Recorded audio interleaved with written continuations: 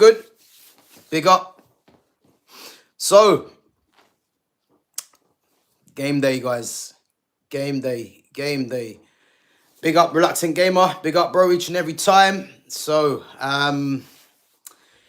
again, guys, this could be Ruben Amorim's, it could be his lifesaver. He's, this is going to be the game, where, is his career going to take off, or is it going to be an ultimate failure? And obviously tonight's game, semi-final against Athletic Bilbao, and for me, as I said all week, I'm not too sure about this game. I can see United, I think the best United can hope for is probably getting a draw. I don't see United winning this game, if I'm honest. Athletic Bilbao, I know they've got an injury to Oyen Sansei, who's arguably one of their best players. Nico Williams is back though, and him and his brother will surely be starting as part of the attack. And for me, United just need to, because again, I think if we're being serious, I think tonight's game performance, might take a sidestep, if I'm honest. I think the result is going to be going to be what everyone's going to be looking at. And for me, how do I see this game going? Again, there's some key matchups, that are going to be taking place. I think Nico Williams out on the left-hand side, I think his battle with where we're hoping Lenny Yoro should be playing as a right side centre-back, and I think he will be playing there. His battle up against Lenny Yoro and then Mazraoui as the right wing-back, I think will be the key battle. Because I think if Lenny Yoro and Mazraoui can keep Nico Williams quiet, I think that's going to go halfway to United securing a decent victory or even a draw, in my opinion. But I think if Nico Williams, I think if he's on his game in terms of, he's running at the defence, he's getting in behind consistently, I think he's going to cause problems.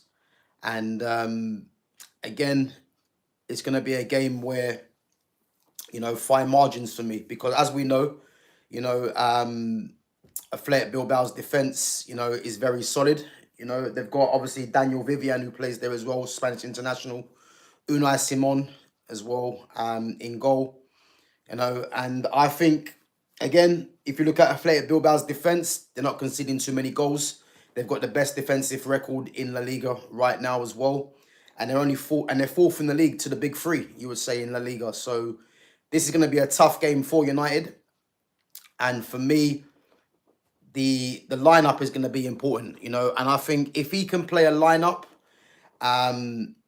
which I'm going to go through now, that's going to go on the front foot. Because I think if United sit back and allow Athletic Bilbao to get into their rhythm, I think that's gonna be problems, because United cannot afford to go into this second leg at Old Trafford being 1 or 2 goals down. I'd even go as far as saying if they're a goal down, then it's gonna be a problem, because Athletic Bilbao have already shown that they've got a very good defence, and then again they can just play on the counter with Nico Williams and Inaki Williams' pace in the second leg. So for me, United need to definitely, go and force the issue and at least get a goal or come away with a draw. If United can come away there with a 0-0 going into the second leg, I think it's gonna give them more of a chance, But I think the lineup he's gonna play again is gonna be a lot different to what I would do, So I think if we go for the lineup now, so the lineup that I would play, I mean, Onana in goal, that's fair to say. Big up to Musa Ormas. Where you from, bro? I'm from the UK, man. Big up yourself. Guys, make sure you smash that like button and subscribe to my channel at GavGoesIn. And guys, give me your comments in the live chat as well. So who would I start off in goal? Yeah, Andre Onana for me would be in goal. Obviously experience, I know Onana's coming for a lot of criticism, but these are the kind of games where Onana can announce himself, and probably change the team and his fortunes in this game. You know, it's not going to be easy, but I think we have to give Anana the confidence going into this game, you know, and stick with him. Musa says UK, United, no, United Kingdom, Musa. United Kingdom, not North Korea. But anyway, and then the three at the back that he's going to play. So again, and obviously on the thumbnail, Lenny Yoro. Lenny Yoro, for me, is going to be key in this game. And for me, he has to play as the right side centre-back, you know. I know, obviously, there's talk of Luke Shaw might play. You know, you got Victor Lindelof, Harry Maguire's going to play. But for me, Lenny Yoro has to be on that right-hand side to deal with Nico Williams, because I think he's the only one suitable to deal with Nico Williams' pace, you know. And again, Nico Williams is an outlet for Athletic Bilbao. So he's going to need to be on his game, Lenny Yoro. You know, obviously the last player he dealt with that gave him real trouble was Kalmadin Sulemana. You know, and Sulemana had a lot of pace.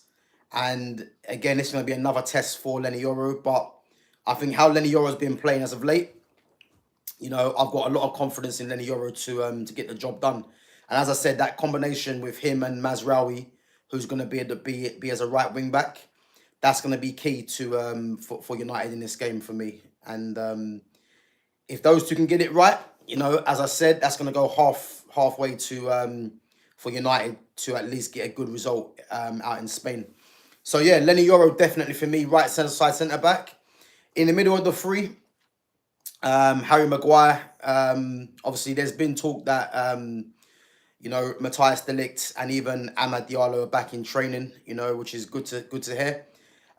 Both players for me won't be in the squad. I don't think they'll be in the squad. I think they're just there, you know, as more of a confidence boost to the squad. But they won't be included in the on the bench, and definitely not in 11 for me. I think they might need a couple of more games to get up to scratch. But I think both players might be back for the second leg, and I think I'd expect to at least see one of them start the second leg. So Harry Maguire will be playing in the middle of the three, and again, where I worry for Harry Maguire is that you've got Inaki Williams and you've got obviously his brother Nico Williams playing left and right. So I think if they can get in between the half spaces of the centre back and the right side centre back, or the left side centre back and the centre back, I can see both players causing Maguire problems with their pace. You know, which is why it's going to be key to have a Luke Shaw for me. You know, obviously with his pace, I know he's not up to full fitness, but just based on what United have available, I think if you play Lindelof as a left side centre back, or even Lenny Yoro, I think it's going to cause problems because of the pace of Inaki Williams and Nico Williams, and of course the physicality as well. So I think Luke Shaw's physicality might be needed in this game, you know, to play as a left side, especially if you're going to play Harry Maguire, who we know isn't mobile. Although he's very good in the air, but he isn't mobile, and obviously the pace just isn't there.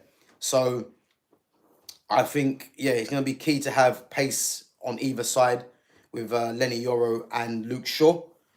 So yeah, Harry Maguire, Luke. So I'd say Harry Maguire, Luke Shaw, and Lenny Yoro, I think would be the three for me. The two wing backs, again, you know, you're going to only have to pick with what you've got.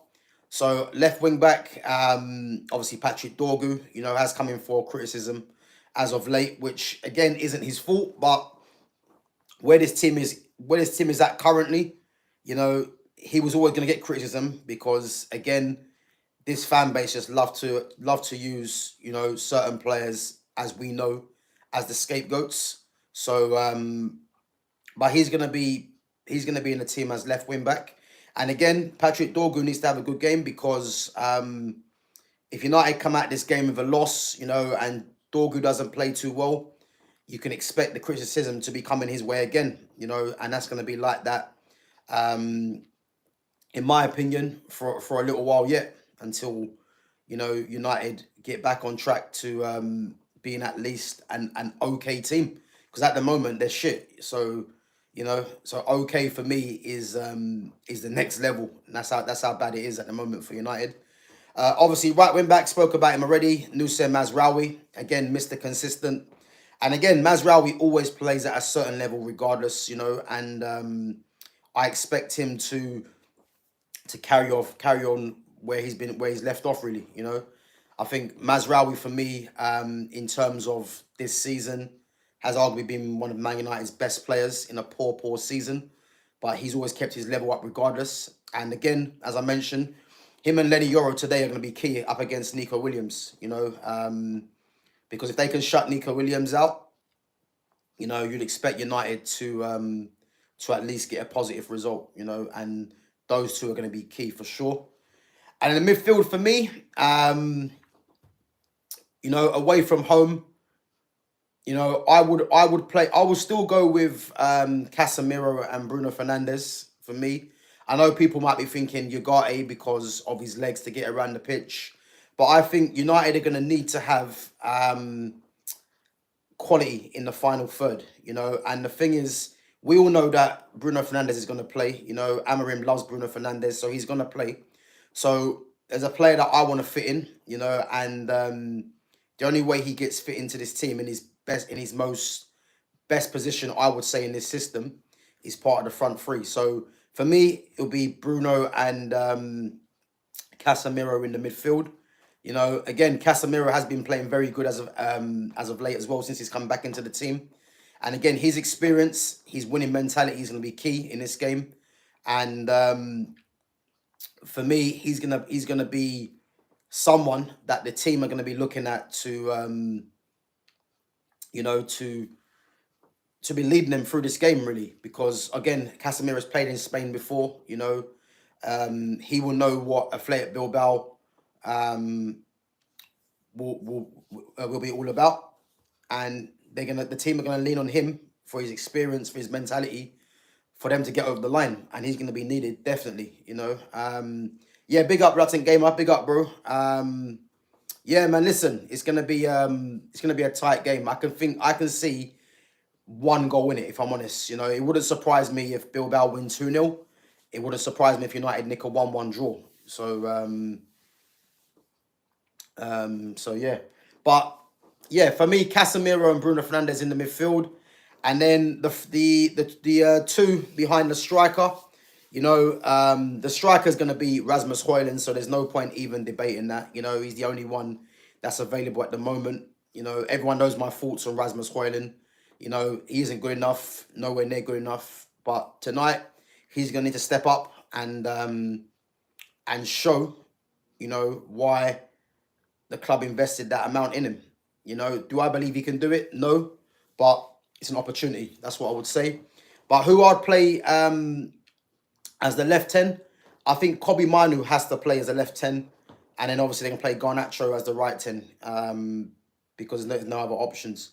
So for me, Kobbie Mainoo has to play. And I think this game, is going to be about individual brilliance. And if I look at that Man United team as a whole, there's no one really that has individual brilliance, in that lineup.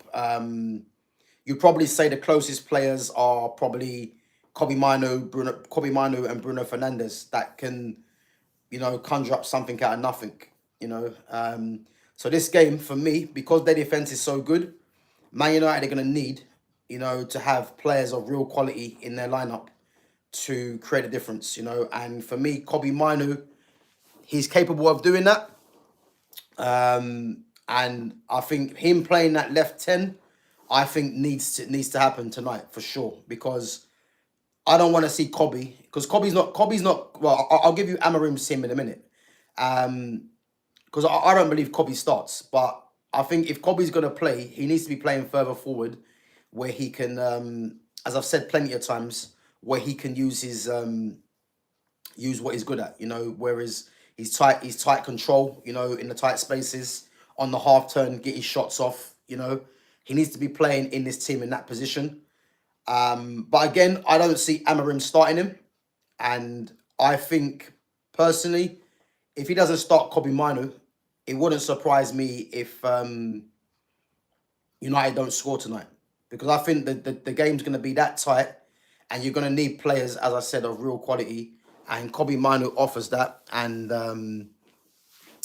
the team are going to need to create chances, and if they're not creating chances, then you're going to need someone with individual quality to turn a game on its head, and Kobe can do that. But as I said, I don't think he's going to start the game anyway. But Amarim's team, and I reckon I'll get this spot on as well. You know, so Amarim's going to play Onana in goal, the back three. Maguire's going to play in the middle of the back three. Lenny Yoro, I think he'll play on the right hand side of a back three because of Nico Williams' pace, and he's not going to want to play Victor Lindelof there, in my opinion, because Victor Lindelof is more susceptible to getting done by Williams' pace. But then in the same sense, you've got Inaki Williams who will play on the right-hand side, and his physicality, in terms of his power, he'll dominate Lindelof. So I think personally he needs to play Luke Shaw. But whether Luke Shaw's up to full fitness or not, it's going to be touch and go. But from what he's got available, obviously Matthias de Ligt would be a welcome addition, but he ain't going to be fit enough, I don't think. So I think he plays Luke Shaw, because I think he's going to need to play Luke Shaw purely for the physicality up against Inaki Williams on that side. So I think he'll play Lenny Yoro right side up against Nico Williams, Harry Maguire, and then Luke Shaw to deal with Inaki Williams. The two wing backs, again, Patrick Dorgu and Mazraoui, the only other options. I think having Mazraoui as a centre-back would be ideal, but because there's no other wing-backs in the squad now, and he's not going to play a youngster there either, Mazraoui is going to play as a right wing-back, but Mazraoui for me is better as a left side or right side centre-back. The two in midfield, I think he's going to go with Casemiro and Ugarte, and again, because United are away from home, he's going to want Ugarte's legs to get around the pitch, you know, and win the ball back. And again, I can see that, but I want to see Kobe play in this game. And the only way Kobe gets into this team is if Ugarte's dropped and then you put Bruno back into midfield. Otherwise, he's not going to start. You know, I wouldn't even mind seeing Kobe as a false nine, you know, but whether he does that, I don't think so. And then the front three, he's going to play Bruno from the left, Garnacho from the right, and then Rasmus Højlund. And again, that front three is criminal. You know, that front three is nowhere near good enough. And to think that, you know, big Man United have a three of Garnacho, Højlund, and Bruno Fernandes just shows you what a shit show this club is. You know, because, you know, they've got three players. You know, two of them definitely are not good enough, and the other one, you know, has been there for what, 6 seasons now, I think. You know, and he flatters to deceive in the big games anyway. So yeah, but I think that's how he's gonna go. And as I said, he's gonna need to find a way, you know, of keeping this defense solid, you know, and being a threat in the final third, you know. And I think with Casemiro, you know, in there, I don't want to see the gaps too big between defense and midfield, because in the transition, Nico Williams and Inaki Williams, you know, if there's massive gaps, trust them to exploit them, because as I say, Casemiro's game isn't to be, you know, plugging gaps.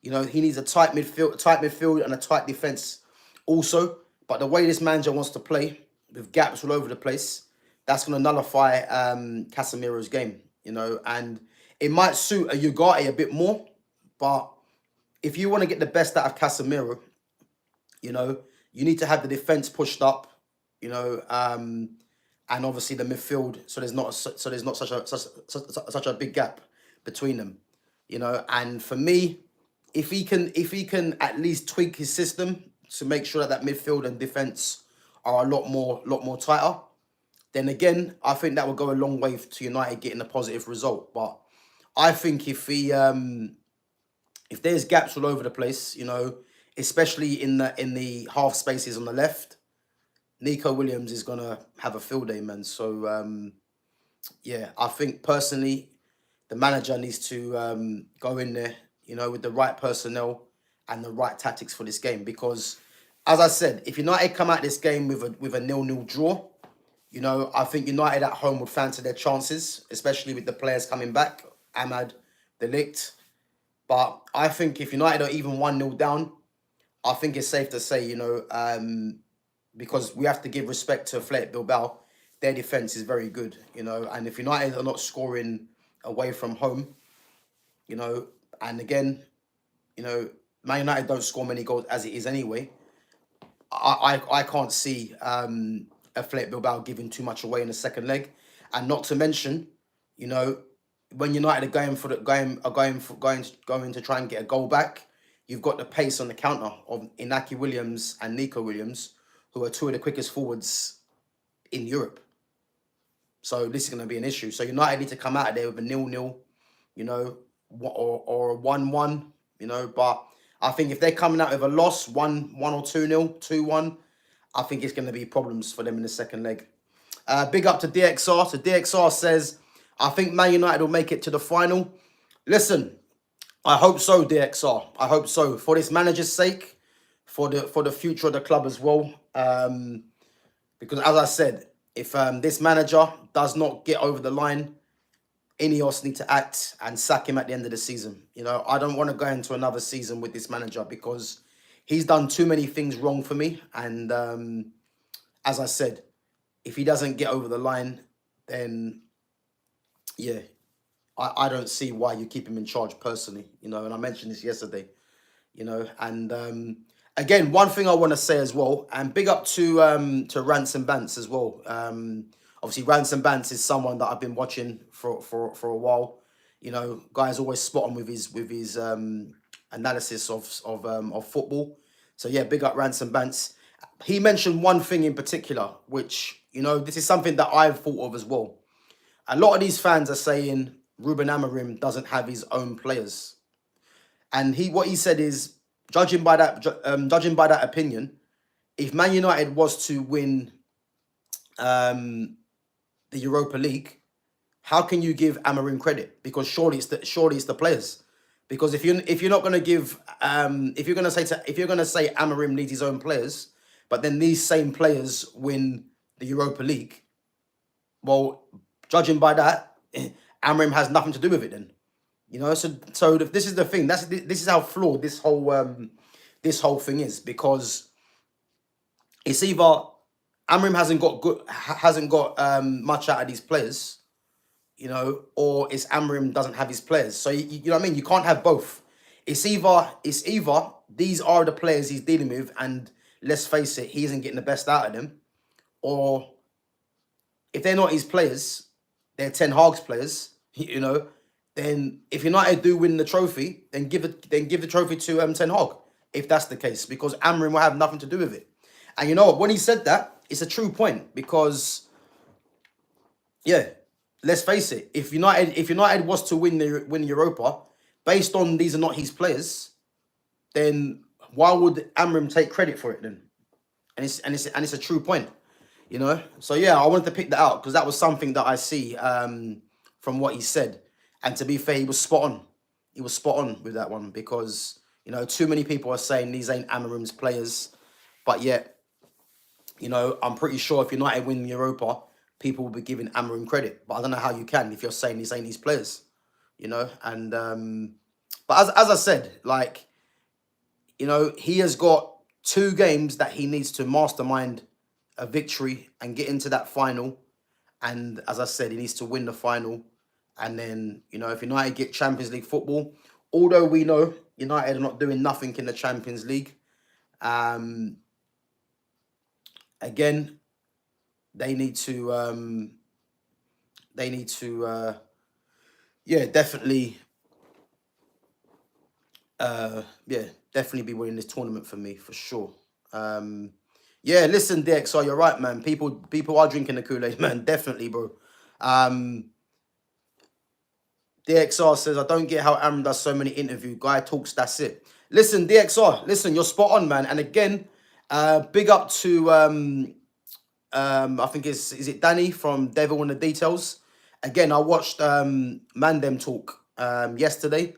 And again, another spot on comment. And he mentioned something about the Ruben Amorim interviews, because again, I've never seen a manager do so many interviews.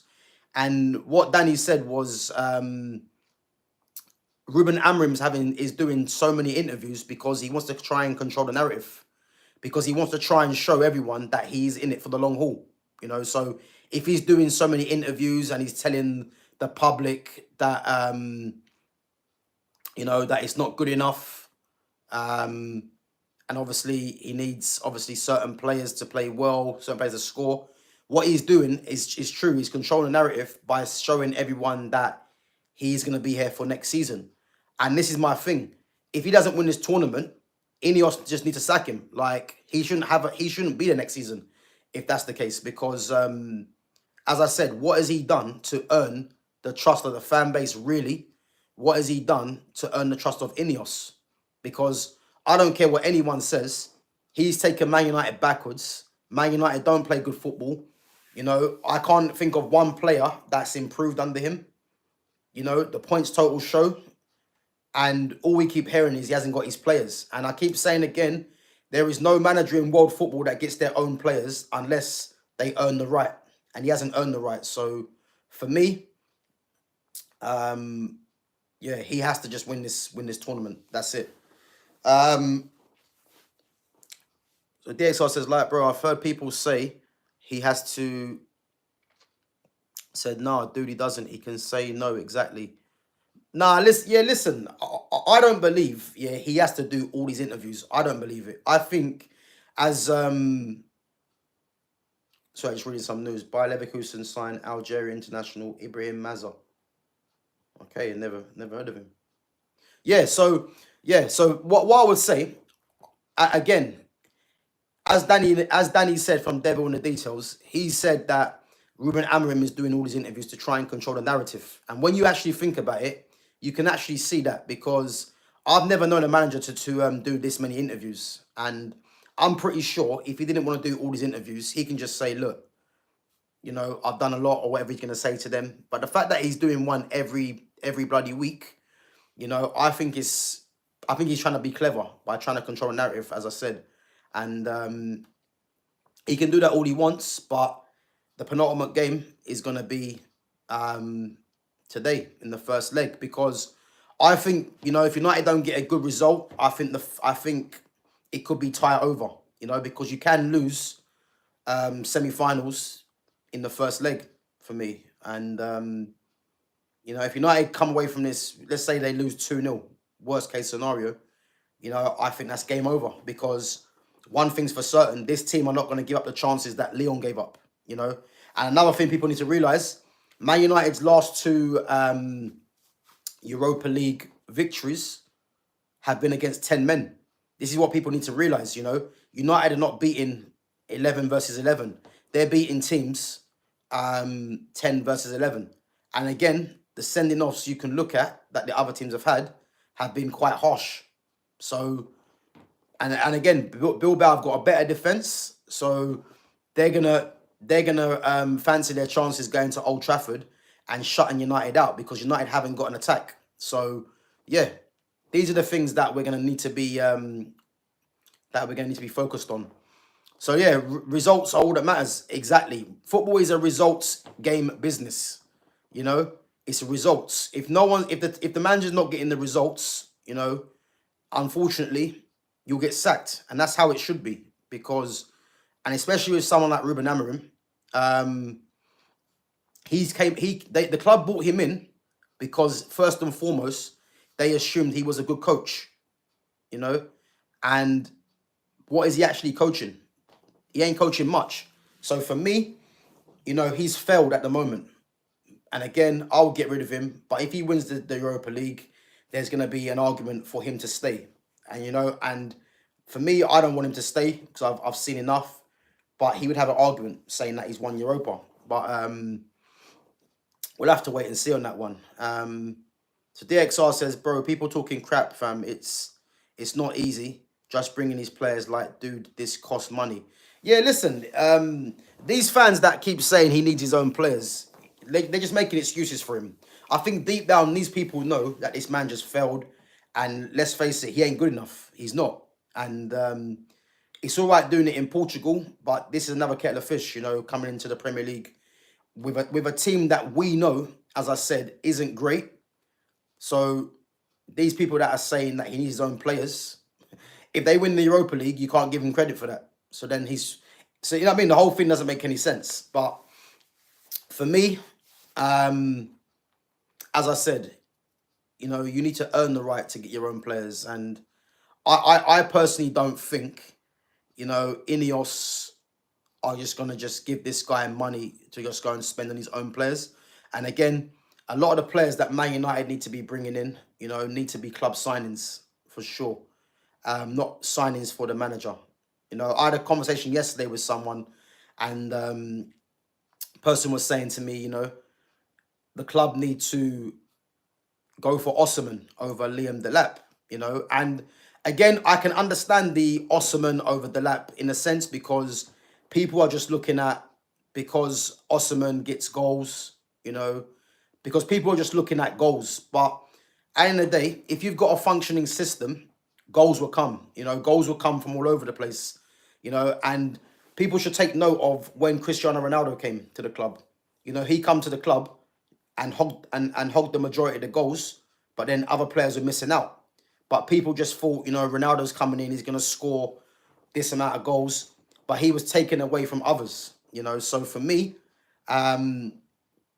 if you've got a functioning system, you know, then goals will come. And the reason why I would say, you know, I don't mind if United was to get Victor Osimhen, but I would like them to get a Liam Delap as well. If you're not going to play, if this manager's here next season, and he's not going to play Joshua Zirkzee as a striker, I wouldn't mind getting in a Delap and a Osimhen and getting rid of Rasmus Højlund, because for me, you know, the fact that the reason I like Liam Delap is because Liam Delap will make players around him better, because he's got link play. You know, he can play as a target man. You know, he's got a good touch. He's got good technique. You know, he's very adept at making the team better. You know, he's got a lot of strengths to his game. And again, he's young. But the thing is, if you're going to bring in an Osimhen just thrives on service. And I think too many people are just looking at, guys, bear me 1 minute, guys, 1 minute. Bear me 1 minute.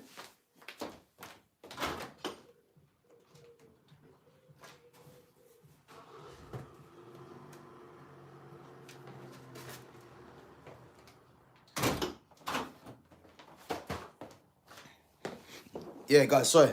So yeah, for me, yeah, as I said, I think people are just looking at Osimhen because he gets numbers. But for me personally, I think, you know, unless he's getting service, his general game ain't going to improve the team. So you're more or less looking at another Ronaldo situation, you know. Whereas the lap, again, if fans want to see good football, you know, you need to be having especially strikers that have an all-round game. And as I keep saying, this is an era now of football where you're not going to get too many strikers with an all-round game, you know. And I think Liam Delap, he's going to cost, what, 30 million? You know, for me, it's a no-brainer. And again, he's more of a club signing than what Osimhen is. Osimhen's a signing for the manager. And Man United have made this mistake with Jose, with Ten Hag, you know, and they can't repeat this same mistake with Ruben Amorim. So United just need to be making club signings rather than signings for the manager, because this manager doesn't work out. You're only going to have to get rid of the players that he's brought in, you know. So this is why I want the sign of Liam Delap, because I'm looking at strikers now in world football, and there ain't too many strikers that offer what he offers, and he's already in the league already, you know. So unless Man United go and get a Mateta, because I think Mateta is very underrated, you know, and he's at a perfect age, will probably cost about, what, between 40 and 50 million. If Man United target a Mateta, then that's good business. You know, I don't really want Gyökeres, because, again, I think Gyökeres is overhyped in terms of what he's doing in Portugal. So I'd rather United go for someone that's already in the league, if it's a Mateta, if it's a Liam Delap. You know, the same with Osimhen. You know, I think I'm not really a massive fan of Osimhen, but yeah, if United go for him, the thing with Gyökeres, I just don't really rate Gyökeres like that. I think Gyökeres is a good striker, but I think he's massively overhyped. You know, obviously Victor Osimhen's done it for Napoli, you know, in the Italian league. Um, and again, Delap and Mateta are in the league already.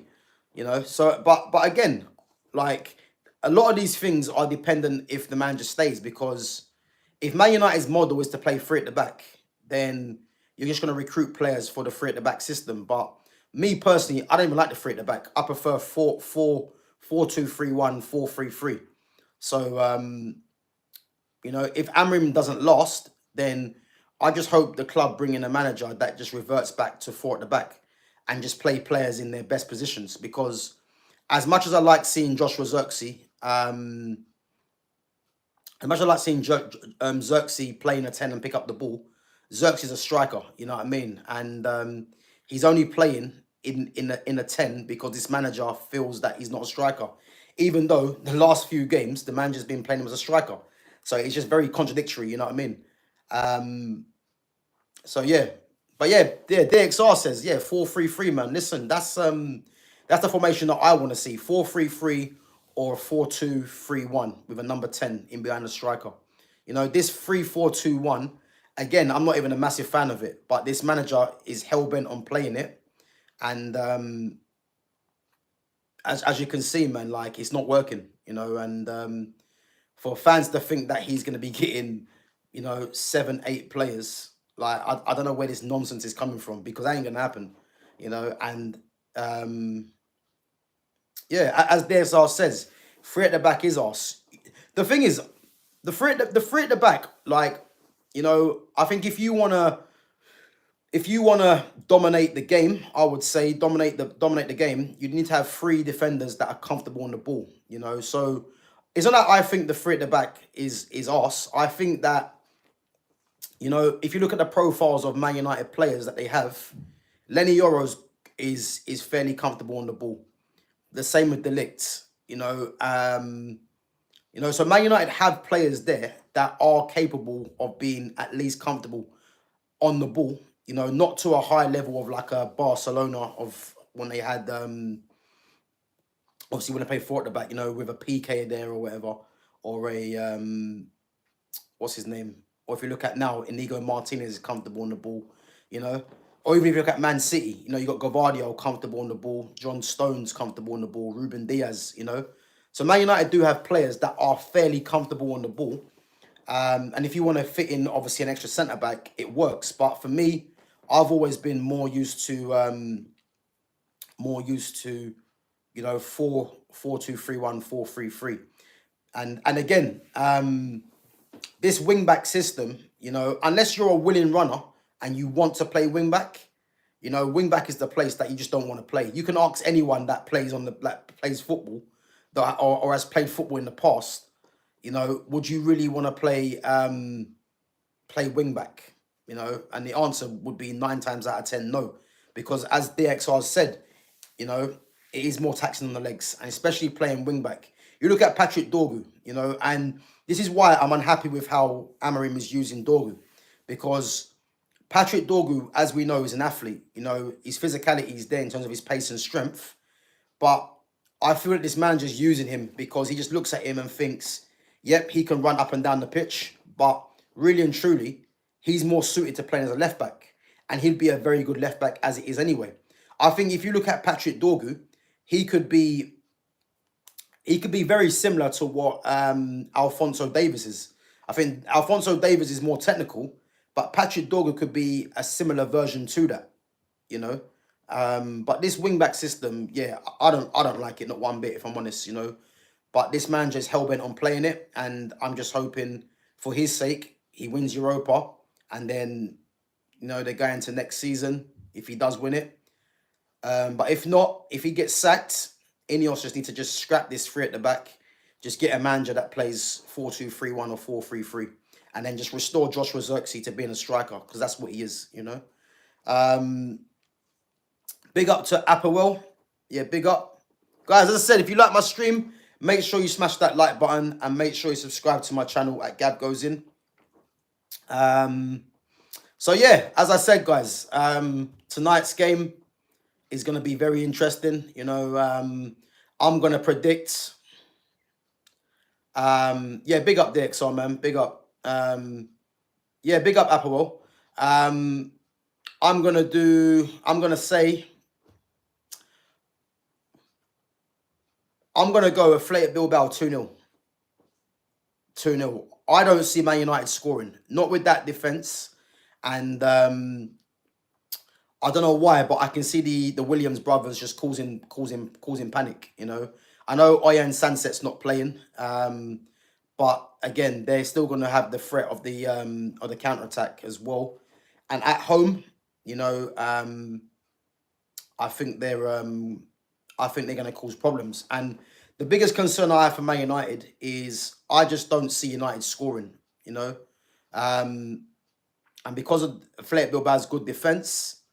I just don't see United causing Bilbao any trouble, really, from an attacking sense. I think it's going to be more of a game, United just staying in the tie, But yeah, I'm going to say Athletic Bilbao 2-0, Guys, if you think I'm wrong, oh wait, big up Aperol. Aperol says, do you know the team Aperol?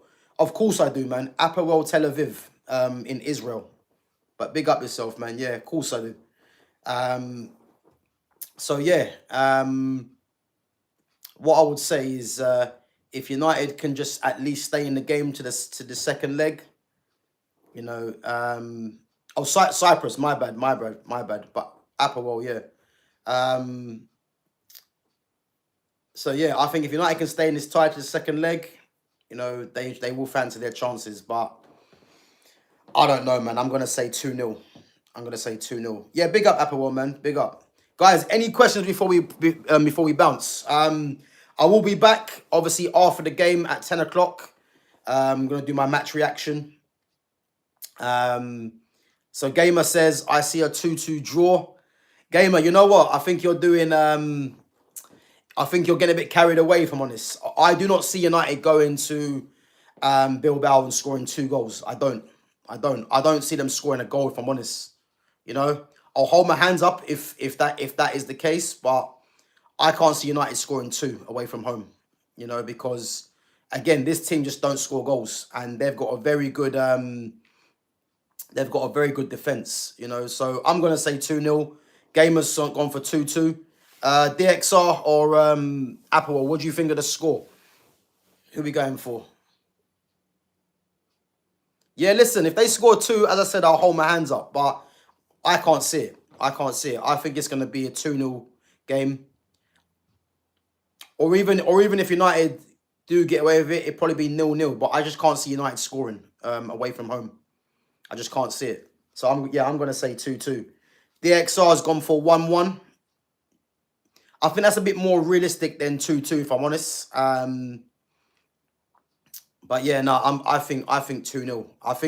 I think Bilbao are gonna come out the traps early, and I think even if Bilbao get a couple of goals and then sit in, I think United haven't got the quality to break them down, because as I said, the lineup that he's gonna play is just gonna be very reminiscent of what they've been doing as of late, and what's gonna be key as well, Rasmus Højlund's gonna play as the striker, and if he doesn't hold that ball up, expect wave of attacks. And the likes of Nico Williams, Inaki Williams on that counter, in them half spaces will cause problems, And again, United are going to be, United's legs, the energy is going to be zapped if that keeps happening, because Rasmus Højlund is going to need to protect that ball, and give the team some respite. But if that isn't going to happen,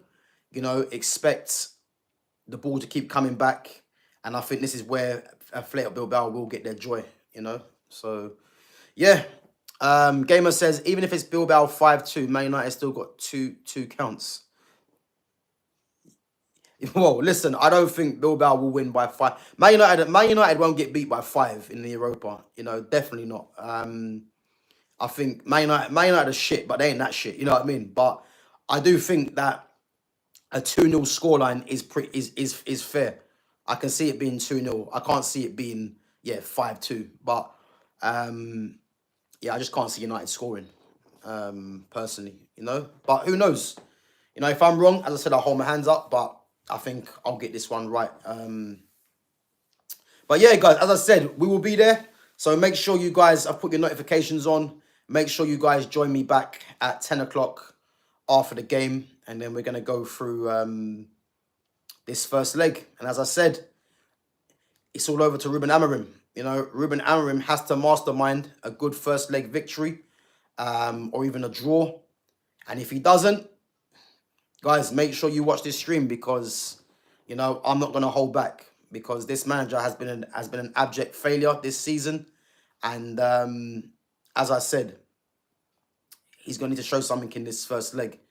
Because this is all United have to play for. And it's going to be a roller coaster finish. So yeah, guys, big up yourselves for coming on. Big up Reluctant Gamer.